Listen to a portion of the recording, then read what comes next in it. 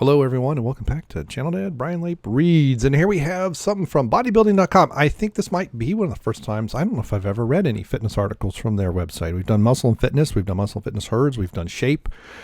Didn't we do Runner's World on one of them a long time ago? So this is Shannon Clark and Hobart Swan. Now, this is an interesting article because this is something that I've wondered myself. So this is a complete guide to fat burners, and the link will be in the description below. Because there's a lot of internal links and other types of stuff. So you've heard of fat burners, those pills that can melt off fat off your body like ice cream on a hot summer day, right? Well, sorry to burst your bubble. But even the best fat burners aren't magic. They're just supplements. And this means that even though they're designed with ingredients that can really give you an extra boost to help burn fat, they can't replace a solid diet and exercise plan. Absolutely. You got to start there. That's the foundation is a good diet and exercise plan for your needs. Okay.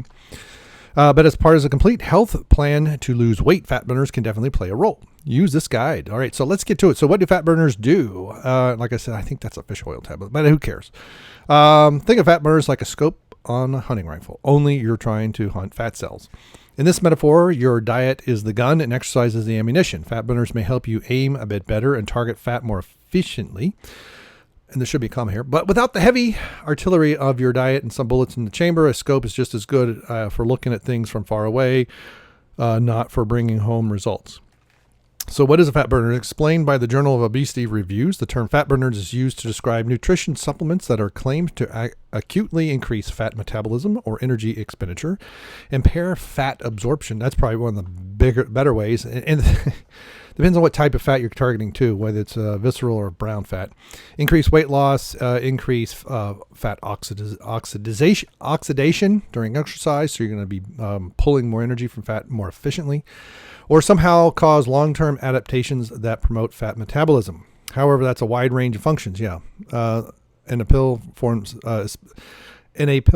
especially, it can mean a lot of things. So dig a little deeper. Okay, fine.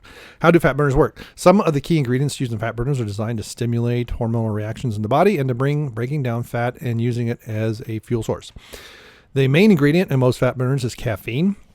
That tends to be true, unfortunately. And now, not all caffeines are created equal, so understand the sources and everything, which helps you lose weight by increasing your metabolism, helping the body use fat for fuel. And the dogs are going nuts, chasing somebody. It also helps provide energy for exercise and other calorie-burning activities. In the body, caffeine increases the breakdown of fatty acids that reside in the adipose tissue, also known as belly fat. Once the fat cells, fatty acids are broken down, they enter the bloodstream and can be burned up by our bodies to create energy. Yep. And but the thing is you got to have the right diet for the body to want to pull from fat cells. So if you have a lot of sugar in your diet, it's going to use that first, some of it, and it's going to store it. And so this is where the high fat diets help, higher fat diets. Because if your fat's too low, your body's going to think it's starved and all your carbs are stored, period. And at least all the carbs it can get to. And so when you have simple sugars, it goes, storage.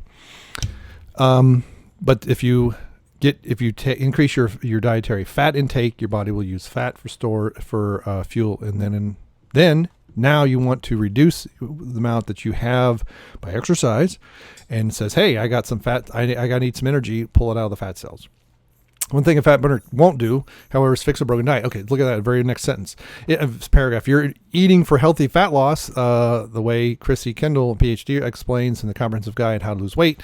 Then a thermogenic fat burner can help with the other stuff. Boosting energy, helping curb appetite. Yep. Amino acids can help with that too.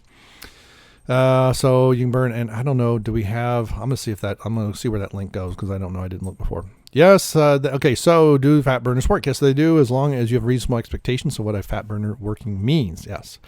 Some people believe if you're a fat burner, you should be able to melt huge amounts of fat off each week. Not going to happen. Nope. While your rate of fat loss can be enhanced with supplements, you won't be dropping 10 pounds a week simply because you're using a thermogenic supplement. Sorry. Remember this number. A safe rate of fat loss is 1 to 3 pounds per week. This is why those crash diets can be so, in effect, you lose the weight and then, man, you rebound hard. And you can push this to 4% per week on rare occasions, but it's not sustainable. Eventually, your body will hit a plateau and fat loss will slow. And in particular, if you're doing it by calorie restriction only. If you're dropping weight too quickly on a fat burner or not, you could be losing lots of lean muscle. That's for sure. That's why keeping track of your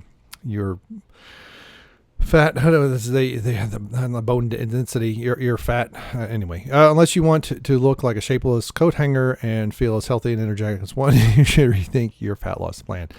Yeah, your body fat percentage is what I'm looking for.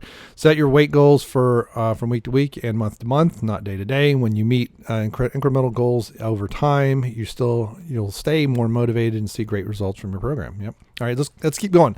Cycling about fat burner. Even the best thermogenic fat burner won't give you results forever. Sorry. Many people use thermogenics because they can help reach weight loss goals in a short period of time. They also boost energy levels. Yep.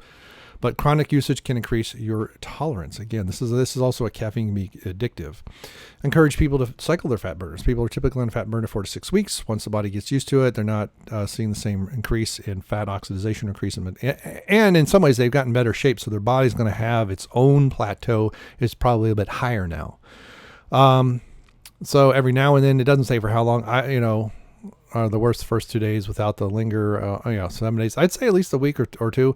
I do those pre-workouts, which I take too much of, I will admit, but I usually try to do at least a week. I've done as much as a month, and a lot of it depends on if I do a couple and it's like, man, it's not really doing things. I go off of it fully because there is a lot of caffeine in there too.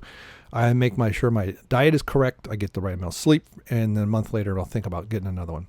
The only problems, she says that since caffeine is considered a drug, you can experience withdrawal effect. Yeah, where I read that. Kendall recommends staying off a fat burner for a couple of weeks, then starting up again, ideally at a lower dose than what you were taking before. Yeah, and that's a good idea because, again, your body, because you're going to keep working out and keep your diet correct, your body's plateau of where you were hitting a ceiling before of your fat burning capability, that should be a little bit higher now.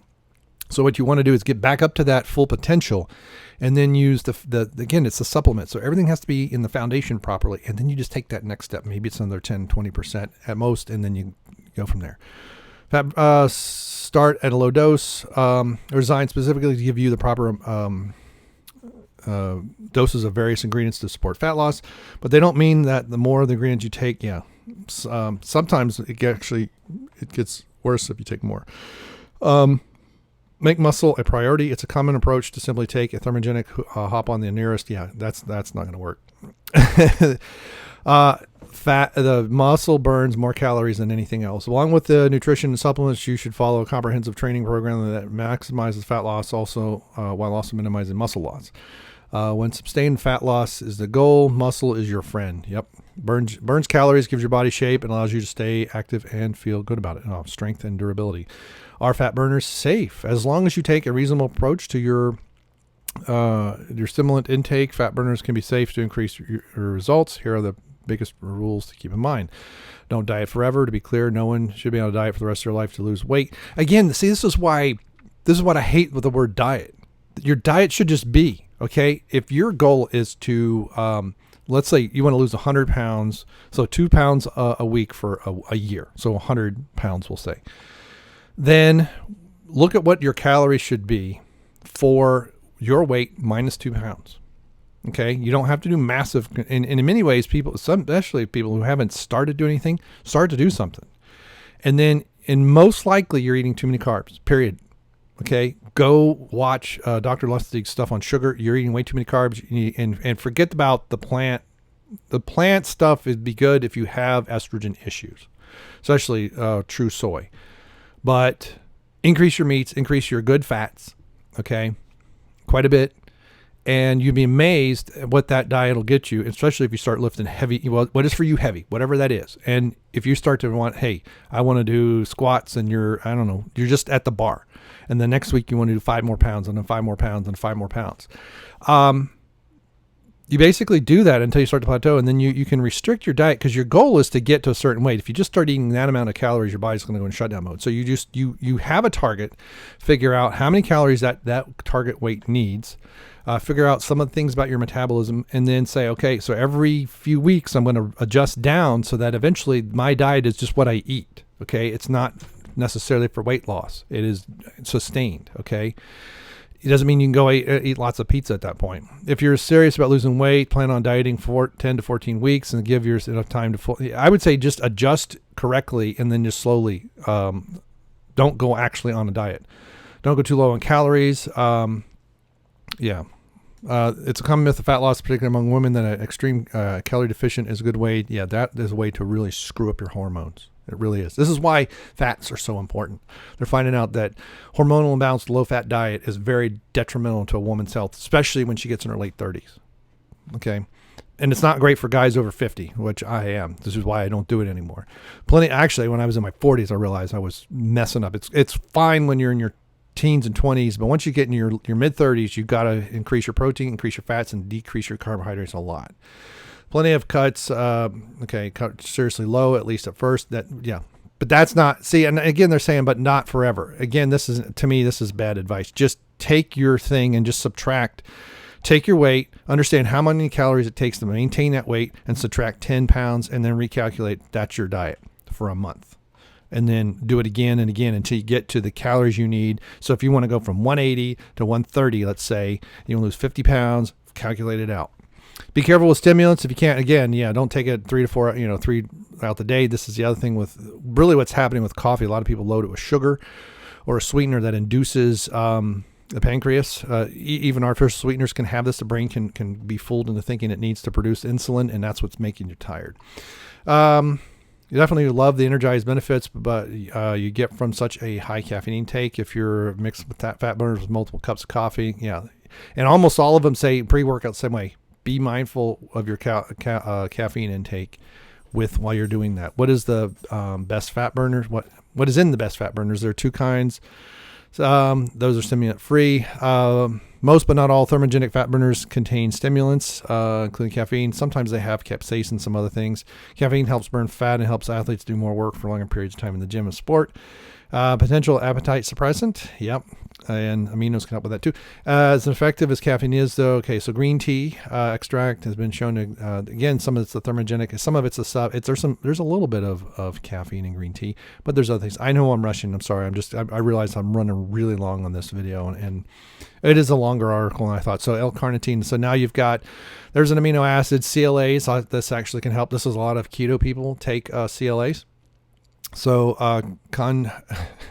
conjugated linoleic acid is a naturally occurring fatty acid similar to an omega-6 fatty acid, even though CLA is a fat. Studies show that consuming 1.4 to 3 grams per day can lead to overall fat loss. Muscles, an ally for long-term fat loss. Yeah, Hemi, especially for guys. Ingredient made the bark of the Hemi tree is a popular stimulant in fat burners. And other things that also help raise your testosterone. And there's some research there. Okay, you can read it if you want. Garcinia cambogia is a caffeine-free acid fruit extract that's become very popular in recent years. So how do you know if your fat burner is working? But after the time, so this is where, to me, getting your body fat percentage measured one way or the other. If you've got one of those handheld devices, they're fairly accurate, but what you're looking for is a trend over time, right? So if you get on it and it says 24%, even if it's 2 or 3, let's say it's 1 or 2 percentage points off, plus or minus. I don't know what the accuracy of those things are, but let's just assume for that moment that it is. Like say 2 percentage points. So it says 24, but you could be 22 or you could be 26. Well, if you're measuring that every week and you see it go from 24 to 23.5 to 23 to 21, do you care that it's 2 percentage points off?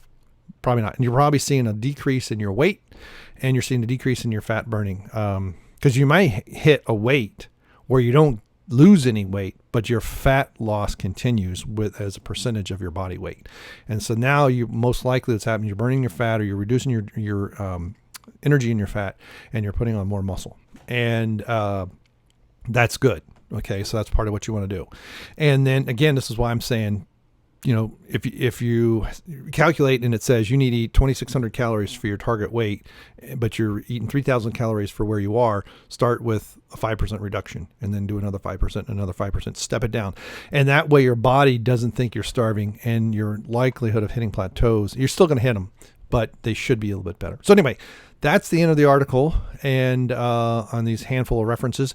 So what do you think of the article and my editorial comments? Let me know below. Thanks for clicking like and subscribing, and I will see everybody on the next video. Thank you very much. Goodbye. And that looks like Megan Squats, but I don't know if she does anything with bodybuilding.com. Meg Squats. Yeah, I don't know what her real name is. That might be good.